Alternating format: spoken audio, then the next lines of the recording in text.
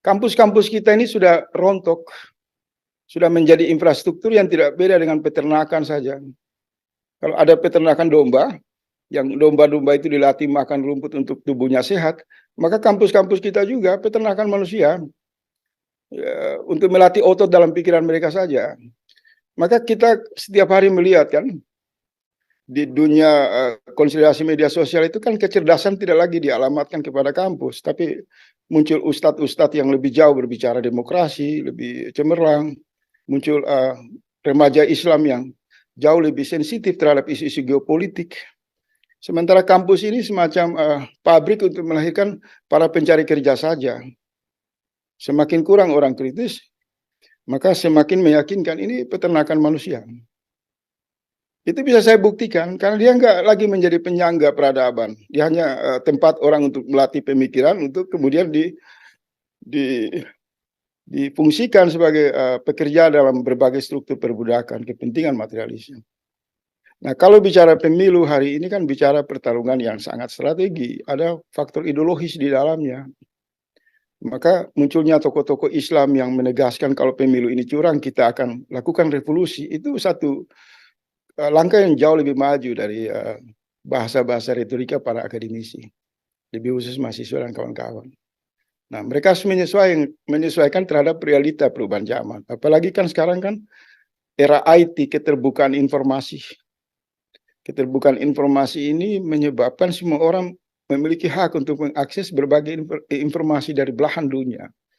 Beda dulu kampus itu menjadi istimewa karena memang di sana ada tradisi kajian, referensi, dan rakyat itu susah untuk mengakses ilmu pengetahuan. Sekarang orang-orang di desa itu jauh lebih cemerlang dari mahasiswa, bahkan rektor, bahkan guru-guru besar yang terperosok dalam faham materialisme, sekuler, dan lain-lain.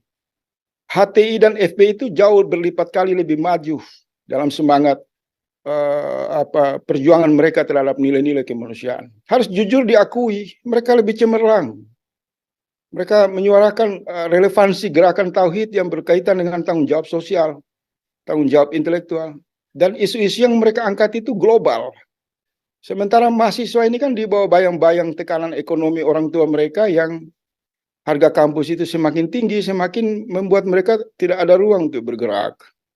Mahasiswa udah tersandra, udah bukan hanya mahasiswa. Kita harus mengatakan bahwa rektor di Indonesia ini sudah udah rektor, dekan, dosen itu sebagian besar itu sudah masuk dalam perbudakan. Satu, kalau bahasa saya itu peternakan manusia sebenarnya, hanya diberi label akademisi saja, sudah gak relevan lagi.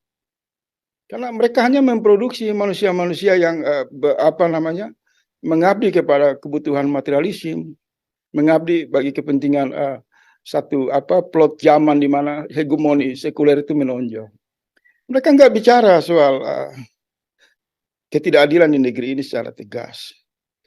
Jadi sudahlah, saya itu bukan saya melebih-lebihkan, saya itu lebih mengamati ormas-ormas Islam seperti kelompok kritis ya, seperti FPI, HTI, itu menurut saya variabel yang sudah fenomenal, yang selama ini menggoncang negara dari berbagai perspektif. Pikiran-pikiran mereka jauh cerdas, bicara soal utang luar negeri, perubahan fundamental, bicara tentang konstitusi. Jadi sebagai orang yang hidup dan tumbuh besar di kalangan kultur konsolidasi gerakan mahasiswa, saya melihat 20 tahun ini kampus-kampus di seluruh Indonesia sebagian besar, maaf ya, itu peternakan manusia, sudah tidak istimewa, hanya untuk menghabiskan uang dari orang tua, membuat orang tua mereka susah saja. Sesudah itu mereka belajar di sana, keluar itu jadi budak-budak dalam berbagai struktur kepentingan pabrik, kepentingan sistem materialisme. Gak ada lagi orang-orang hebat lahir dari kampus yang sungguh-sungguh untuk berpikir komprehensif, berpikir fundamental, berpikir revolusioner, apalagi berbicara atas nama kepentingan nasional negara. Nggak ada lagi. Hanya sisa-sisa dari kelompok mahasiswa yang masih pakai jaket, nanti bergulir itu dipakai oleh Najwa Shihab, dipakai oleh kelompok-kelompok TV untuk tepuk tangan ketika para elit itu berdebat di ruang-ruang diskusi. Itu memalukan. Nah, bagaimana menciptakan mahasiswa yang hebat, yang suara mereka sungguh-sungguh mewakili rakyat, sungguh-sungguh mewakili kesadaran tauhid, menurut saya tidak usah lagi mengidentifikasi mereka berasal dari mana, tapi menegaskan bahwa setiap pemuda, anak-anak muda di Indonesia ini, mau santri, mau mahasiswa, mau siapapun, label itu dibuang di pinggir jalan, kemudian melihat mereka sebagai potensi yang memiliki hak dalam ruang bernegara. Nah, tanggung jawab kita adalah menghubungkan mereka pada transformasi teologis.